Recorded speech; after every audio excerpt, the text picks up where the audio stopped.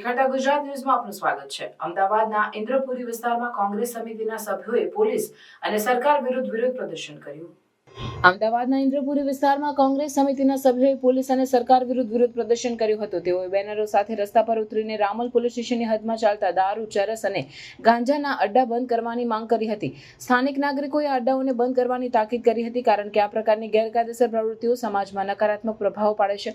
સ્થાનિક લોકોનો આક્ષેપ છે કે પોલીસ હપ્તા ઉઘરાવીને આ અડ્ડાઓને ચલાવવા દે છે। તેઓનું કહેવું છે કે ગાંધીના ગુજરાતમાં જો દારૂ પીવું ગુનો છે તો દારૂના અડ્ડા ચલાવનારાઓની ધરપકડ કેમ નથી કરવામાં આવતી? આ પ્રશ્ન સ્થાનિકોમાં ભારે અસંતોષ ફેલાવે છે અને પોલીસની કામગીરી પર સવાલ ઉઠાવે છે।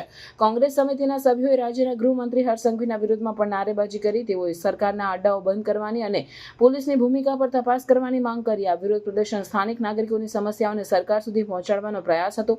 આ પ્રદર્શનથી સ્થાનિકોમાં જાગૃતિ ફેલાઈ છે અને તેઓ હવે વધુ સજાગ બનીને આ પ્રકારની ગેરકાયદેસર પ્રવૃત્તિઓનો વિરોધ કરી રહ્યા છે। આથી સરકાર અને પોલીસ તંત્રને આ મુદ્દાઓની ગંભીરતાથી લઈને યોગ્ય કાર્યવાહી કરવી જોઈએ, જેથી સમાજમાં શાંતિ અને વ્યવસ્થા જળવાઈ રહે।